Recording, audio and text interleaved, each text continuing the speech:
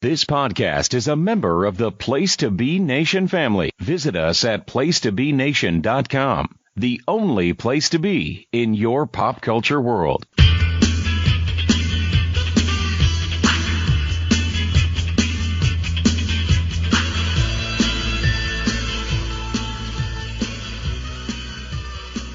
Well, hello everyone, and welcome to another edition of Letters from Kayfabe.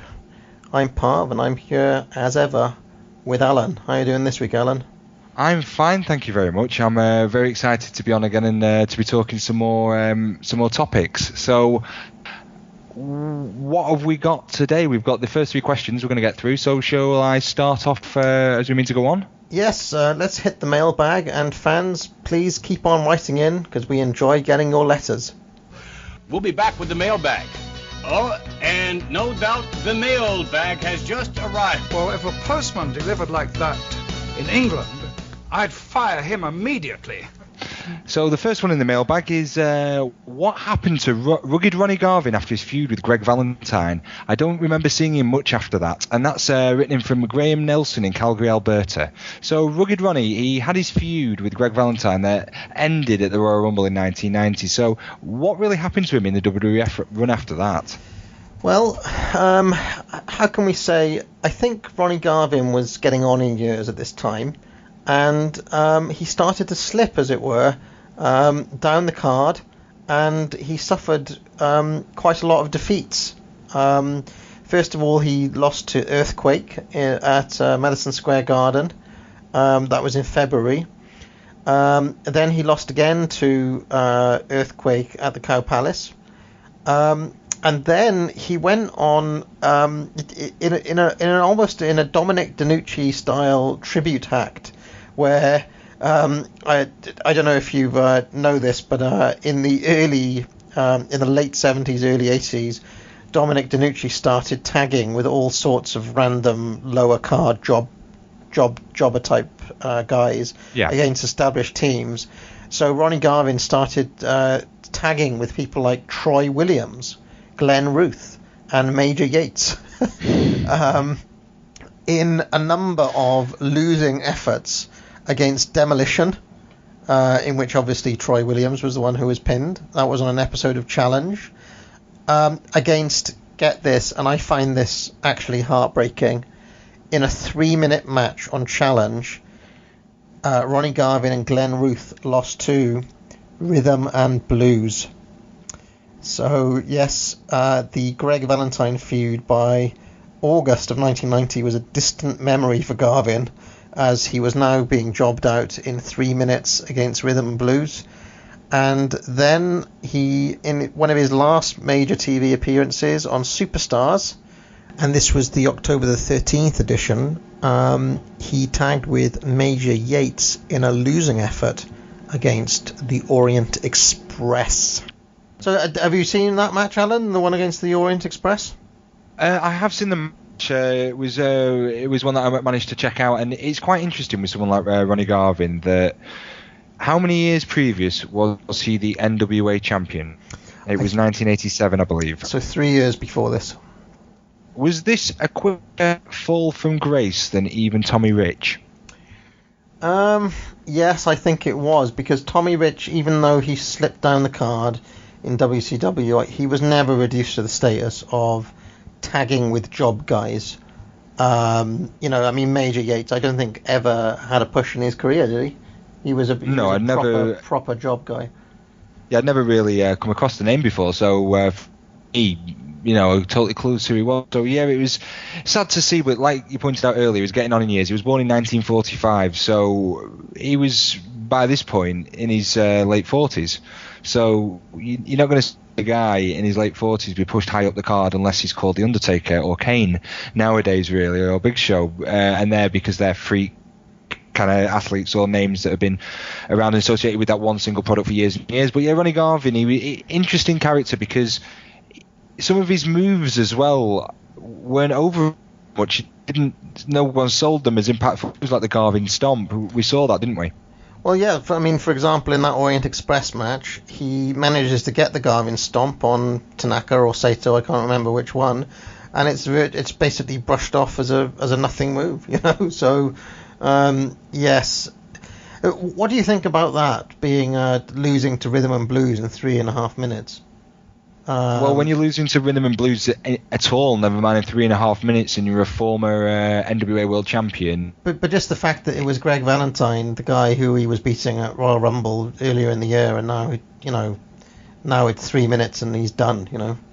No, it just shows how a career trajectory of two people can go completely different ways. I'm not saying that Greg Valentine had a super run after this point at all, but he still had years left in the tank, whereas Ron Garvin, that was him. He went to Smoky Mountain, I believe, after this. But for all intents and purposes, his full-time career was done. His last match was actually in September against Pez Whatley. His actually last match for WWF, and after that he was done with the promotion. So is there anyone else in that time period? I know you mentioned examples previously, but in that time period of anyone else that was on pay-per-views and winning matches, and then 6-9 months later, at this point, jobbing with jobbers? I can't think of anybody who's that extreme. I want to say possibly Hercules. I would have to have a look in more detail, but I'd like to know the trajectory of Hercules after about 89. Post DiBiase feud Hercules, I want to say. But then he has the Power and Glory run, doesn't he? Yeah, no, he has the Power and Glory run, and he's at WrestleMania 6 and things in 7 with Power and Glory. So I can't. If there's any listeners out there who can think of a better example of not just from a world champion perspective, but from and I'm not going to talk Virgil here either. You're not allowed to use him as an example. I'm just going to say that now. But someone else that was kind of pushed as like a credible threat, be it face or heel, to then tagging with not just jobber to the star types who got the odd win, but people who you'd never really even heard of, and they were tagging them and losing efforts to lower level teams like the Orient Express. I'd like to see if anyone else could come up with anyone else bar Ronnie Garvin. Yeah, it does seem dramatic, because don't forget he beat Valentine at the Royal Rumble, so it's kind of like, it's bizarre. The one thing I will say is that he does have a really neat little 6-minute match with Mr. Perfect at the SummerSlam Fever show. They did those pre-shows for the pay-per-views. Yeah. Now, that is a really nice little AWA Kurt Hennig throwback match, because obviously Garvin throws the chops in, and Perfect, it's one of those rare matches where you see Mr. Perfect actually laying in some of his shots a bit more than he would. So, have you seen that one, Alan? No, I've not seen that one, but I think that's something I will check out after the show, and we can put that in the show notes for anyone if they want to check it out as well, I'm sure. But yeah, Ronnie Garvin, good faded like that, but it was interesting to see, like you said, that he did have a run after, when people, not a run as such, but he did have more matches after when people assume he was done. So is there anything else you'd like to cover on a good old rugged Ronnie? No, good question, Graham. Let's get the next one. Okay, next question is from Johnny Schumacher, who is from Truth or Consequences, New Mexico, and his question is: Virgil and Tito Santana seem to tag a lot together. What can you tell me about this great team? Well, I don't know if we go as far to say it's a great team there, Parv, but what are your thoughts on Virgil tagging with Tito? Well, Virgil and Tito as a team date back to 1991. And I had a look. I looked this up, and they only actually tagged together 10 times. So it seems like they tagged together more than they did. Because you'd assume that they'd be together on house shows and things, but they weren't. They first got together when Repo Man was introduced to the World Wrestling Federation. Do you remember this, Alan? It was around this Tuesday in Texas. So that would have been after Survivor Series, so that would have been November 91. Do you want to re-jog my memory on that? Yeah, so basically what happens is that, if you remember, Ted DiBiase and Virgil had been feuding over the $1 million belt. And Virgil basically ended up getting the $1 million belt repossessed. So the Repo Man came in and essentially stole the $1 million belt back for Ted, and this is how DiBiase got the belt back. This is how he was able to give it, for example, to Steve Austin years later in storyline. So that ended up with Virgil having a feud with Repo Man. And at this Tuesday in Texas, it was Repo Man and Ted DiBiase taking on Virgil and El Matador. And they basically were transitioning from a feud. So Virgil started feuding with Repo Man, and DiBiase ended up feuding with Tito. And if you have a look at the house show results at this time, it would be Ted and Tito, and it would be Virgil and Repo Man. So, you know, it was a way of kind of transitioning away from the Ted feud for Virgil and onto something else for DiBiase. Now, all of this happened to be nixed because, of course, well, you all know what will happen. Shortly after this, DiBiase ended up winning the tag team title with IRS. And Money Incorporated was born. So basically the Ted Tito program was essentially axed. And I don't really know what happened with the Virgil Repo Man stuff, because I don't know if that ever had a proper blow off anywhere. They did have an 8-man at WrestleMania 8.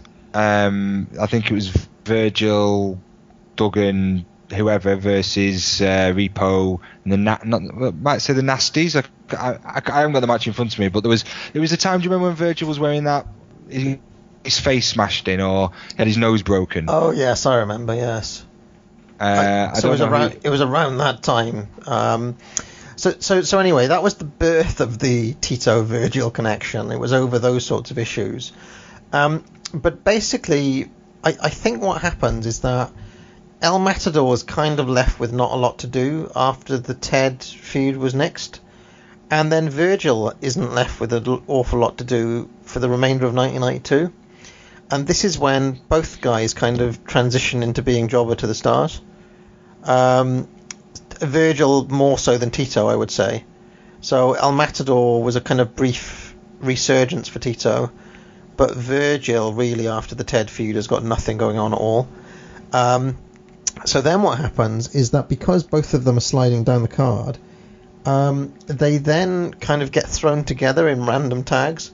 So, for example, at a TV taping in May 92, they take on the Nasty Boys, who were getting a bit of a push in early 92, and obviously in a losing effort there for Virgil and Tito.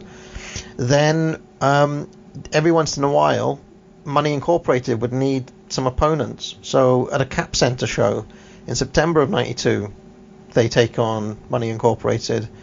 In December of 92, when the Head Shrinkers were back together and causing chaos in the WF, they needed somebody to establish themselves against. So of course they beat El Matador and Virgil, and this is where it gets really sad. They actually won a match against the Beverly Brothers in February of 93, but then I actually watched this match in preparation. This is okay, get this, March 1993, Alan. God. March 93 now.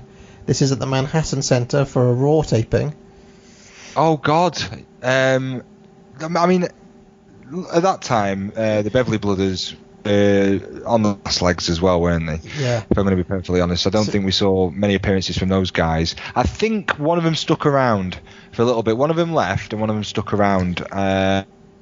Can't remember if it was Enos or not, but this is with the Beverly Brothers. But Virgil and Tito, what do you think in Kayfabe land would have been their link? As in, why would they get on? Well, I think they both basically had issues with DiBiase. That was their... So do you think it started from that? Or do you think they hung out backstage in Kayfabe land and they were always looking out for each other? I think there was kind of some idea that they were really good friends. I watched this promo that they did at the Montreal. It's always those Montreal shows for some reason that you have these random promos, but they were really kind of watching each other's backs, you know, thrown together by this Repo Man Ted DiBiase connection in '91. But this is where I was going with this, Alan. In March of '93, this is how sad it is for these guys. Money Incorporated defeated El Matador and Virgil at the Manhattan Center. They're still clinging on to the remnants of that random feud from December '91 as late as March '93. I mean, that's all they've got going on. Yeah, but that's a commitment to storylines and following on from things that you don't see nowadays. And so you got to congratulate them. I watched that match, and it goes on for a good 10, 15 minutes. And the way they work that match is really interesting because they keep, even in '93, they keep Ted and Virgil from locking up. So they tease that, and IRS is basically the buffer between them. And I can't believe that they're still playing that up in March of '93. I mean, it's like Virgil's got so little going on that he's still feeding from the scraps of that feud all those years later. Well, that's all he's really known for. To be totally honest, Virgil seemed to have a few people watch his back. He had Roddy Piper, who was someone else that would watch Virgil's back a lot, if you noticed, and also, I mean, it was Virgil randomly getting attacked backstage by people, and he just needed some more faces to even the numbers. I'm not too sure. People really didn't like his red and white. Reminds me of a barber's logo tights that he wore. Yeah, there's some really odd things. Like in 1993, Jim Ross is obviously on commentary by that point, and he's still talking about Virgil as like this youngster, as like, a young guy who's looking for a chance to move up the card type thing. And it's like, he's been around since 1988. But if you think about that, put that into context, you'll still hear that odd line about, say, a Dolph Ziggler in 2016, who's been around, for 6-7 years as well. So there's still examples of that even today. But time seemed to... This is maybe a topic again. I think we could branch this out of the topic. 1987 to 1993 seems light years apart than, say, 2009, 2010 and 2016. I absolutely agree with that, yeah. It feels like 87 and 93 are further apart than 06 and 16, I would say, almost. Yeah. No, and so at the time you would feel, wow, they're still going on about this thing that was 6 years, because it felt so much longer because so many things had happened and so many things changed, but so many things hadn't happened in a way, because we're seeing more product now. We're in so many more throwaway matches, so things were more impactful then than they are now overall, even for these lower card kind of feuds that people had.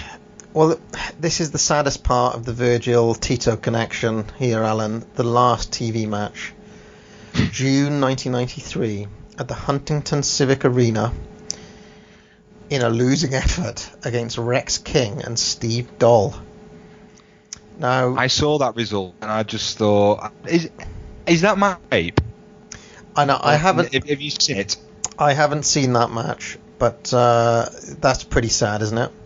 Well, yeah, to be losing to two guys on TV that weren't being pushed, that's all. That's it. You're done, really. And I don't think you saw Santana after that, did you? I think that's pretty much it for Tito. But we still get Virgil hanging on into 94. Well, yes, lots more Virgil, but for whatever reason, that's the end of the run for Tito. Why they're losing to those guys, I don't know, though. I mean, maybe that was a rib, or it must have been a rib. Yeah, and I'm just having a look now, and I'm not sure if that actual match made it to TV. This was a big, long TV taping. 21 matches on the same card. Yeah, that's a long one. And those matches went out on 3 different editions of Superstars and WWF Mania. Wow. And so there was 21 matches on this card, and Rex King and Steve Doll against Virgil and Tito was the opener. Yeah, so it was definitely a warm... Well, that's odd as well then, if you think about it. If that's the opener on any set of TV tapings to get the crowd going, why would you get 2 names beating 2 faces in the opener? So it's got to be a rib, or it's got to be punishment. I don't know, it's very unusual. I mean, because I can't see it being a rib, though, because it was for TV, so they're not going to purposely sabotage TV for a rib, to not get the crowd going. So I tell you what, if you're one of the 4,000 fans at this particular taping, I'm just having a look. There was a lumberjack match between Hulk Hogan and Brutus Beefcake and Money Incorporated. You've got Doink versus Owen Hart. When was this? In June 93? June 93, yeah. Was this after the King of the Ring? This must have been before it, though. Yokozuna, Yokozuna is the champion, and he's taking on Jim Duggan. Undertaker versus Giant Gonzalez. The Head Shrinkers versus Kamala and Duggan. Lex Luger versus Randy Savage. Marty Jannetty versus Bastion Booger. Steiner Brothers versus Money Incorporated. I mean, this is a loaded show, isn't it? And what market are they in at the moment for this show, did you say? This is Huntington, West Virginia. I mean, if you were at that particular TV taping, you got a hell of a lot of bang for your buck that night. Well, yeah, I mean, the Ink match against Hogan and Beefcake was obviously going to be a dark match, but it's interesting because even though I've got the Graham Cawthorne books, the History of WWF books, which anyone should really check out if they're interested in kind of going back and looking at all these weird anomalies, and also the website, you can check out kind of these results we're talking about, the history of WWE.com. But I did not know that Hogan wrestled after King of the Ring apart from on the foreign tour, so that's quite interesting to me that you kind of dig that up. There's a couple of really weird results here. Adam Bomb was on that card. That seems very early for Adam Bomb, as were the Smoking Guns. That must be right at the start of their run as well. So yeah, I would say you pretty much there was quite a crop of new guys that came in around Men that on time. a Mission were on the card. I mean, were they even around in 93? Yeah, I mean, there's a bleed there from Hogan on the same card as Adam Bomb, or Hogan who, was done from the WWE for, at that point for years. Yeah, so if anybody wants to look this up, interesting kind of period. It's June the 15th, 93, TV taping at Huntington. I mean, I don't know if that is entirely accurate, this card, but assuming that it is accurate, that's a really strange one. That's a really weird. I mean, Undertaker versus Giant Gonzalez is a massive match to have just right in the middle of that card, So anyway, yeah, I think we spent something like a different card. We spent a long time on that question, Alan. Shall we move on? Yeah, we should move on. And finally on to the third question in this segment. Dear Allan and Parv, my favourite wrestler is Col.Mustafa. Dear God. I want to know what he did after the big match at SummerSlam 91. I remember he feuded with Sergeant Slaughter and Nikolai Volkov, but not a lot else. And this is from Chadley Crisolo in Newark, Connecticut. So, Chadley, you really need to look at your tasty wrestlers. Col.Mustafa, your favourite wrestler? You can pick him. Right, so, yeah, you can pick him, that's for sure. So, what was Col.Mustafa doing after that blow-off match match made hell in SummerSlam 91? Well, there was a little bit of afters with that, because if you remember, Sergeant Slaughter turns babyface a little bit after that, and I want to say that he has an association with Nikolai Volkov, and they kind of form that kind of really weak pro-American alliance. Did you remember that? Nikolai Volkov? Yeah, I never liked Slaughter after the run where he turned face again, really. And Volkov at this point, I mean, we did see him later on in the WWF in 94 when he had no money. Yes. And he had a cent symbol on his tights when he was DiBiase's minion. But even this is quite late as well for Nick Volkov. But that's just such a weak thing. Let's just pair these two guys together and just have them on shows. And were they targeted? I mean, who makes up their Survivor Series team? Is it the Bushwhackers? Yeah, I think you're right there, Bushwhackers. It's just such a D team Survivor Series. It really is. It's do they lose? Are they one of those teams? Do they win or lose? I can't remember what happens at that particular Survivor Series. Is this Survivor Series 91? I think it would be 91 Survivor Series. Let me just have a look at that quickly while I give you the story of Col.Mustafa here. I mean, we were talking last show about Ian Mooney being this strange kind of Waluigi character. I want to say that Col.Mustafa is a rather ill-conceived character as well, because who are we meant to believe that he is?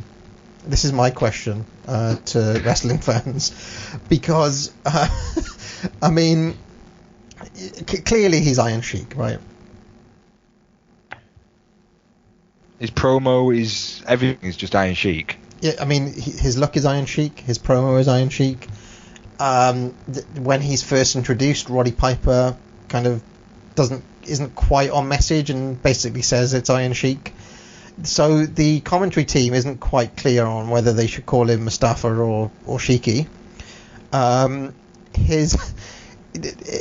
in his promos himself still says things like Iran #1, even though he's meant to be working for Saddam Hussein. So it's like Sheiky's not on script either. He's meant to be allied with the Iraqis, but he's Iranian, which doesn't work for all sorts of reasons. You know, they were at war a couple of years before this, so it's kind of a little bit bizarre who we're meant to believe that Col.Mustafa is. He's brought in for this one match at SummerSlam, and then is literally just floating around for the best part of a year after this, with not a whole lot to do, and he basically, like so many other guys, transitions to a jobber to the stars. Yeah, he definitely does. I mean, just getting back to the Survivor Series, we completely got who the team was, but we were there. It was a clean sweep for Team Slaughter.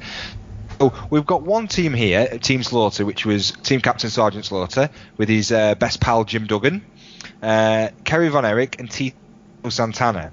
So we've got a mixed bag of guys not doing a lot then in 91 all together, and they beat, what a team this is, in 91. Col.Mustafa, the Berserker, Skinner, and Hercules with Mr. Fuji and General Adnan. And that was a complete clean sweep for Slaughter's team. And that match went 14 minutes. It wasn't actually it was the shortest 4-on-4 elimination match that was on the show. My God, what a crap team that was. Mustafa, Berserker, and Hercules. What would all those guys have in common, those four? Four guys who just had nothing going on. Yeah. It's very... I mean, there's something not happening about that entire match. You know, babyface Sergeant Slaughter, who's the new Patriot, isn't happening. Patriot Nikolai Volkov is not happening. No, it wasn't Nikolai. No, that was the thing. It was Duggan. We're getting Duggan mixed up with Nikolai here, I think. Did Nikolai did turn babyface though, didn't he?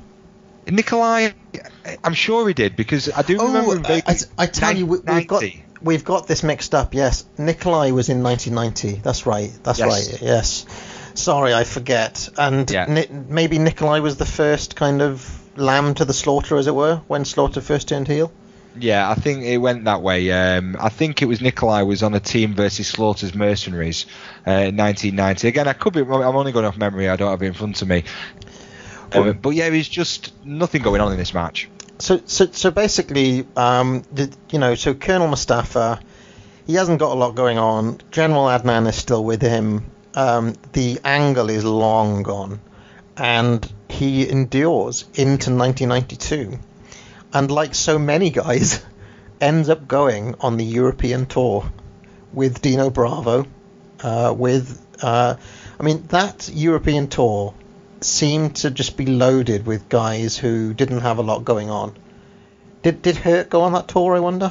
If all those other guys did, but you got to remember, like we said in the previous show, they were all names still that people were familiar with, regardless if they won or not. So we just heard what Tito Santana was up to in around this time.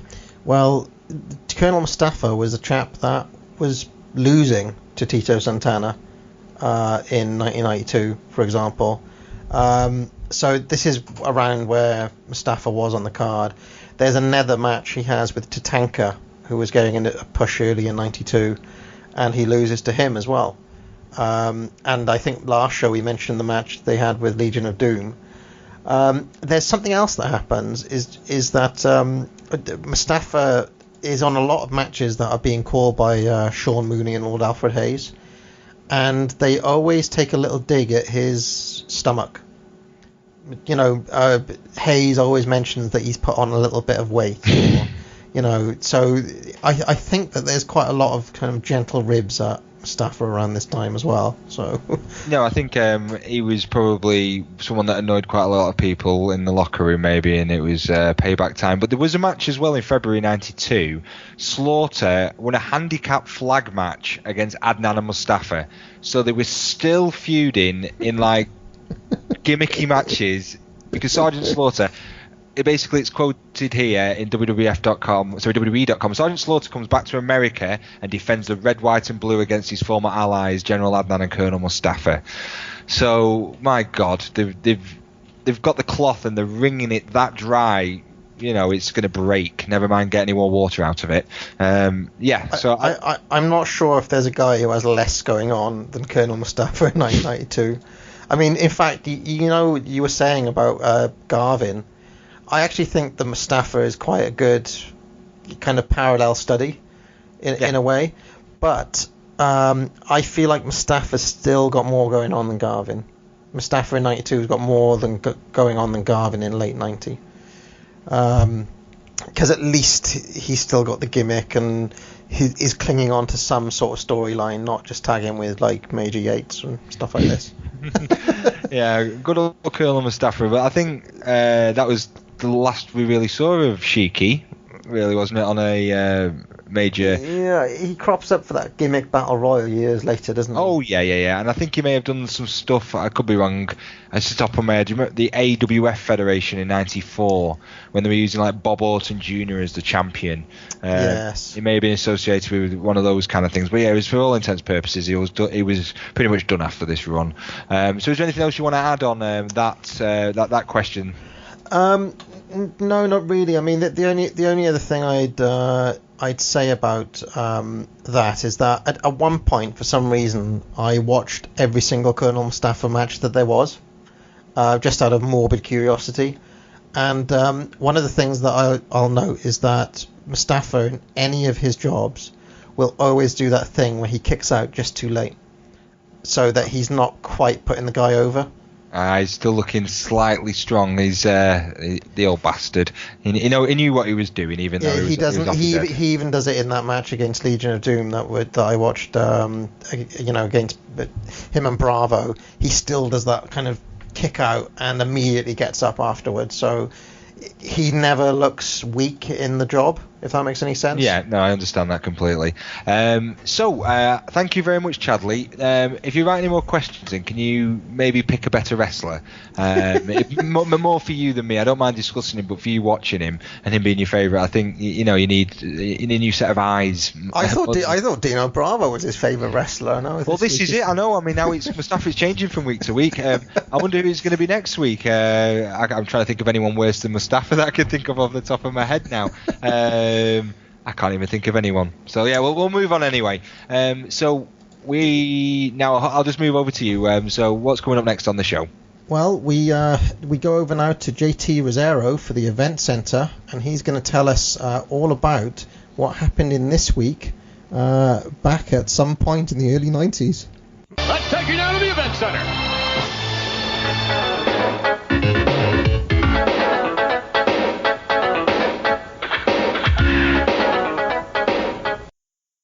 JT Rozzero here with your event center for this week's episode of Letters from Kayfabe. Thank you, Parv. Thank you, Allan. And of course, we have a great topic still to come here, looking at Rogers Corner and Victory Corner with Roger deBord, the precursor to many of the talk shows that you know on WWF television ever since. And I wanted to take a minute here just to talk about, speaking of TV, this is a very interesting week in wrestling history because it was around this time in the fall of 1996 when there was a ton of change going on in the WWF. There was the ascension of Steve Austin, an influx of talent from WCW, kind of in a swap with some of the more established talent going to Atlanta, but coming in were a lot of guys that were kind of cast away when Hulk Hogan and his crew came in, and that's, of course, Goldust had come in the year before, Vader had to come in earlier in the year, Mick Foley, a lot of new faces, Brian Pillman, Bret Hart was about to return from a sabbatical, so a lot of change, a lot of the guys that were kind of working the mid-card and upper mid-card of the promotion suddenly shuttled up to the main event scene as things were starting to thin out up top. And also a major shift in the way the promotion aired their television happened around this time because on 9/22/96, the first episode of Superstars aired on the USA Network. And of course, this was the first episode that moved to a Sunday. It had always been usually generally on Saturdays in syndication. But going forward, it would be airing nationally on USA on Sunday mornings. And it was an interesting time. I think it was around this time they started to realize the overall shift in market had really changed. Syndication, not with the same amount of reach. In the past, it had more reach than cable, but as cable continued to grow in each household, it made a sense to shift everything over to USA. Of course, they were also tired, I think, of preemptions, too. Syndicated episodes often moved around, preempted, whether it was due to sports or other reasons. And with Raw really becoming, the past 3 years as its flagship show, really made an effort in the fall of '96 to kind of rebrand and do the fall season. They had changes to commentary, the way the show was formatted, and part of that, like I mentioned, was Superstars moving to USA.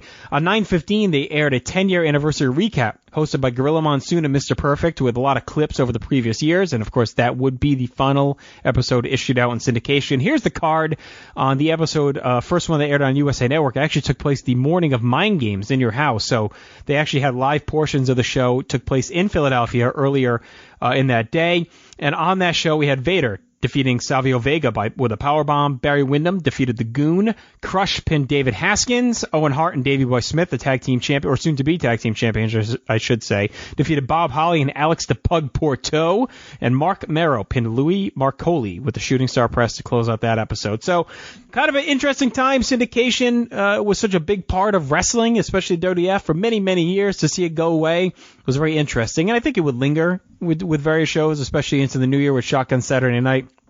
But for all intents and purposes, syndication no longer a major vehicle for WWF programming.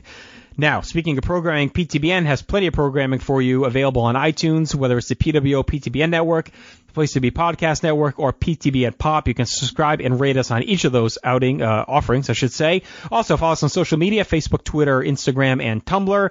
And be sure to check out all of our written pieces as well as our podcasts each and every day here at PlaceToBeNation.com. So I'm going to toss it back over to Parv and Allan. Like I said, coming up shortly here tonight, we're talking Rogers Corner, Victory Corner. Next week, we're looking at a very interesting topic, talking about Coliseum home videos and their themed tapes like Super Tape and others. So, I am Just Rozzero. I am out. We'll talk to you next week, and throwing it back to Parv and Allan. Well, thank you very much for that, Mr. Rozzero. The event centre, fascinating as always. And now we're going to go to our longer topic. Who's our letter from this week? Well, our letter's from Carl Harris in England. He's not stipulated whereabouts in England. If you want to let me know, Mr. Harris, that would be great, from one Englishman to another. So his question was, were there any talk shows in the WWF before Piper's Pit? Well, there was, wasn't there, Parv? What were the talk shows before Piper's Pit? Well, the first one is actually going back quite a long way into history, and that is Rogers' Corner, which I believe ran for a good year or so, and maybe even either early 83 or late 82, I want to say. Yeah, that's right. It was. It ran for around 18 months, and it ran till, like you said, end of 82, start of 83. And there's a reason why it ended at that point, but we'll start discussing Rogers' Corner first. And all right, Buddy Rogers, former world champion, the original WWF champion.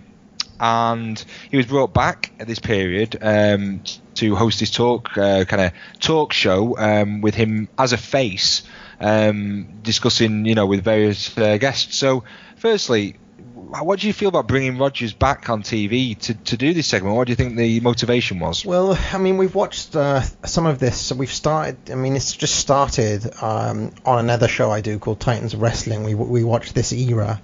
And we've got up to this point where Rogers' Corner has started, and he really does feel, I would say, completely out of place, even in the context of 82, 83, late Vince Senior, early Vince Junior type era. You've got guys around, like the guys who are around are Jimmy Snuka, who's just on the, this is the era where Jimmy Snuka is really becoming a very big star. In fact, it's right around the time of that clip that you've probably seen a lot that was so influential to the young Mick Foley. The dive. The dive from the cage that you've seen a million times. That was right around this time. And in fact, Buddy Rogers took Jimmy Snuka under his wing because he'd been a villain up until that point, and under the tutelage of Lou Albano, and Rogers wanted to take him from Albano and basically put him on the straight and narrow, make him a fan favourite, and this is actually a lot of the Rogers Corner stuff is bound up with this Jimmy Snuka turning angle, and yeah, there's just something not. You watch those Rogers Corner segments and it just feels like something's not quite happening. His tone isn't quite right for the time. He feels irrelevant in a way. He's way too old how can I say? I mean, Vince McMahon is probably around his age now, isn't he? Or even yeah, I mean, I think Vince is probably older. I think with Buddy Rogers, I think it was the hair. That made him look older than he maybe was, the bleach blonde white hair. But I think he was completely miscast, like you said, as a babyface, even at this age, because Rogers was a great heat-seeking, heel manager he could have been, or he was previously. And I think bringing him in here, it was completely miscast. It didn't work. I didn't think it worked, but it lasted 18 months, so it was obviously Vince liked it, and it was effective for Vince. I don't know, a segment like that, how effective would it be on TV to move a feud along? I think that there's an element that it's important to have something like that. That's why this was the first of many to come. So there's a place for it, and I think it worked to a degree. I think it was just fine-tuning it and getting the right kind of presenter there to kind of lead it. And there's a little bit going back to last week's show, Alan, the presentational elements, if you look at Rogers Corner, it's so bare. It's just like him sitting on a chair with no background, no branding. It just looks like, I don't know, it just looks rubbish. Do you know what I mean? It doesn't have any, there's no image associated with the corner. It is literally just a corner. So I think that's one thing that makes it feel like it's not really happening for some reason. So there's that, but there's also the fact that Rogers himself just doesn't, I don't know, he feels a bit too serious in a way, like for to be, like the tone is off. It doesn't seem very, doesn't feel very WWF, if that makes any sense. Even though he has a long association with him, I feel like time had passed him by. Oh God, completely. By that point, but it was what it was for that 18 months. Is there anything else you want to add about Rogers Corner? No. I mean, I kind of feel like they could have done more with it. And I actually wonder if the segment would have worked better, like you said, if he was a heel. If it could have actually been a place where they could have kind of started issues, Maybe if he was a manager who had people, it just I don't know. It just feels like it was a prototype for something that they really did perfect with something like a Piper's Pit or any of the other talk show segments that came later. I don't feel like a lot of incidents happened. There are some really boring ones where basically Bob Backlund comes and has a chat. Do you know what I mean? And it's like, dry. It's very, very dry. It's so dull, Yeah, and I think it was never mentioned, moving forward. They never mentioned Rogers Corner. They never acknowledged it again. It was forgotten about, especially when we move forward to the later talk shows like Piper's Pit. But Rogers Corner, it was actually replaced by something called Victory Corner, wasn't it, Parv? Yes, so, and I think I mentioned this briefly before. The WWF magazine, which is still running, I believe, isn't it? Not in print form anymore, I don't believe. I think it's all gone digital now. I could be wrong. I think there may still be a kids magazine, but I don't think there's a WWE one. Okay, well, I mean, the long running, it did run for many, many years. Like, I don't know, maybe 5 years ago you could still get it in W.H. Smith's. God, yeah. And newsstands everywhere. In newsstands, yeah, sorry. For American fans, W.H. Smith's is a British shop that sells books. It's a newsagent's. Yeah. But basically, when it first started, it was called WWF Victory Magazine. and I think it launched in late 1983. The actual magazine started in March 83. Victory Corner itself, the segments started on November the 19th. But a bit of background about Victory Magazine. It was started, as I said, in March 83. Was launched with Jeff Walton and Robert deBord. Jeff Walton is former Memphis and California manager called Tux Newman.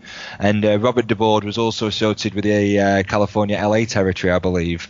The WWF, basically, the motivation behind Victory Magazine was the WWF left the NWA in 83, and the magazine started, really, as Bill Apter started ignoring WWF after the split.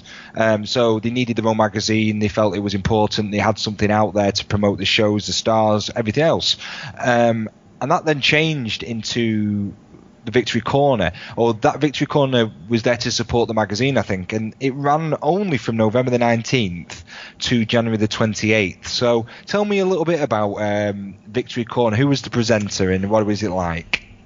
Well, Roger deBord, as you mentioned, was the presenter, and how can I read? He was a very straight, dry character, I think. Well, serious, not a lot of colour, and it was kind of more journalistic, I want to say. Yeah, I would think that's fair. He was so dry, though, and a charisma black hole. Really bad. Total misfit. I know we talked about Rogers before being a misfit, but this was as bad as, if not worse. Yes. And, I mean, there's not really a lot to write home about with the Victory Corner. It's there's one really memorable interview with, in fact, there's two I'd point to look out for. In fact, three. Sorry. Okay, first of all, there's one where Iron Sheik gives a promo as the champion, which is memorable just because Iron Sheik is always fun to watch. But I would say that would probably be like the height of Iron Sheik's overness as a WWF character, at least. Yeah, that or the Persian clubs. Oh, yes. Another one I would point to would be Roddy Piper, who basically comes in and takes over and declares it, Roddy Piper's corner, or even like Piper's pit, I think he calls it. Well, do you know why that is? Do you want to know the full explanation? Oh, it's not a big story. The explanation for how it moved to Piper's pit was that Victory Magazine would be renamed WWF Magazine, and that Piper was going to have a monthly article called Piper's Pit, and a new weekly segment under the same name. So that was the kind of storyline transition away from the Victory Corner, and the relaunch of Victory Magazine to WWF Magazine, which is quite interesting. That is fascinating. So Piper's Pit was originally a magazine tie-in. Yeah, that's exactly where it came from. That is fascinating. Well, like I say, I mean, apart from those, because obviously Piper is always good value, Sheik is a lot of fun to watch because of his mangled English and his, he's just insane, isn't he? A lot of the other segments are really dull. I mean, there's one with Gorilla Monsoon. I mean, it's only 2 minutes, but it feels like it's 10 minutes, and it's really... I think Monsoon was doing like a kind of ref enforcer thing around that time, where he was like... I don't know, a special consultant for referees. Are really boring. There's one with Hulk, which is basically just an early Hulk Hogan promo.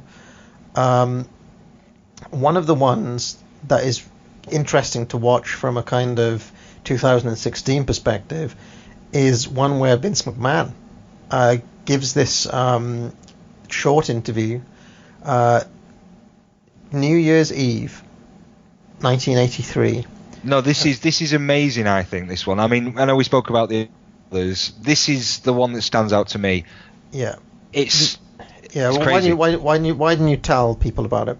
Well, basically, he's just foreshadowing what's going to happen. He's talking what's going to happen moving into the new year, and it's basically a warning shot, if you read between the lines, to all promoters that Vince is coming for you and he's going to take your business and take your territory. Basically, he's saying there's a lot of stars that are coming to the WWF that you've never seen before. It's going to be amazing. It's going to be different. And it's basically that, isn't it? It's in a way a very subtle declaration of I'm coming for you. I mean, his exact words are, I I think that 1984 is going to be one of the most turbulent years that the wrestling business has ever seen. Something along those lines, he says, isn't it? Yeah, no, that's right. And it's eerie in a way, looking back now in hindsight, what he was saying and what happened. Yeah, I mean, it's basically Vince putting himself over. I mean, do you think the other promoters would have seen this? If they were awake, the warning signs would have been there. And it's interesting what you said about the LA territory, Alan, because LA was the first purchase for Vince, and I think he already had it by this time. They'd already started running LA in 1983. So it was the first expansion was into that old LaBelle territory. Well, that would kind of tie in then with Robert deBord and Jeff Walton doing. Yeah, and I believe LaBelle was on the payroll as well.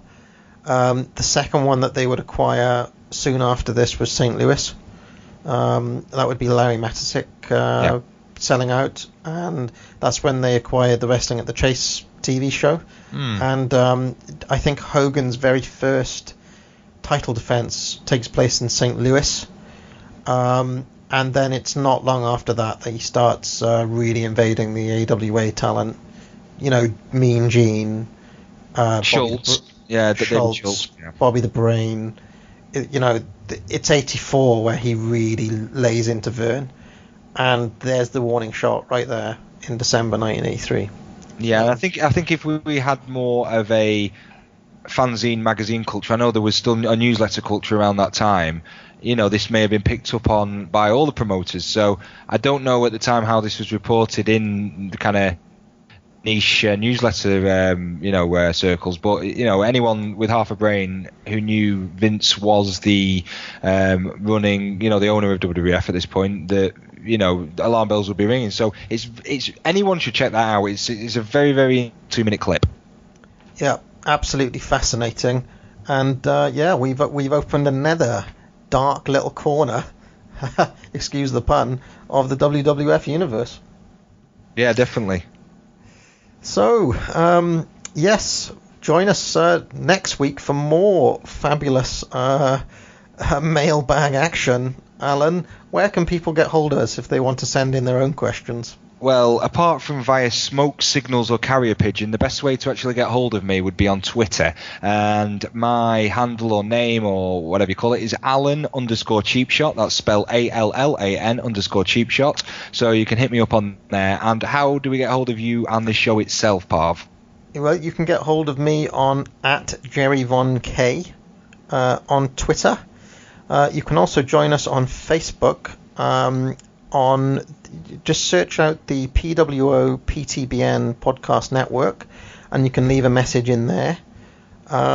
Or you can try to get in touch via email on the Place to Be Nation website, although that method is not recommended if you actually want your questions read out. But, the likes of Chadley Criscolo have worked out how to get in touch with us, so you should do that also. So join us next time for Letters from Kayfabe. Adios. Thank you very much, and welcome to Victory's Corner. This week we're honored to have with us the voice of professional wrestling, Vince McMahon. Vince, a lot of our readers want to know, because of how close you are to professional wrestling, tell us a little bit about what you see coming up, who you see might, what titles you might see changing hands. Again, from an announcer standpoint, I must say from a fan standpoint, because I consider myself one of the greatest wrestling fans ever as far as interest in professional wrestling is concerned, I see 1984 as being perhaps the most turbulent year in professional wrestling. I think that with the recent happenings that we have seen as of late, it would point toward a direction of a lot of turbulence, a lot of unusual things happening in professional wrestling, and it would probably open the gates for a virtual flood of wrestling talent into the World Wrestling Federation, the likes of which we've never seen before. I think that many things would point to an indication that indeed the possibility of the turbulence that I mentioned would certainly be forthcoming.